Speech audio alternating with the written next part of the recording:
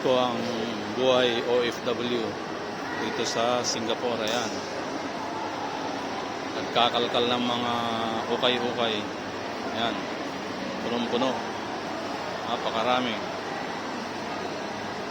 Ayan, tuwing linggo yan, nandito sila.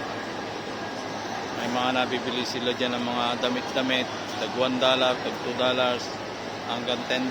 Merong 3 for $10. Yan mga ginagawa ng mga OFW dito. Kaya mga pinapadala sa inyo, akala nyo mga mamahalin, pero para sa kanila napakahalaga na yun. Yan, napakahalaga na yan. Kanya-kanyang pili ng mabibili. Marami yan.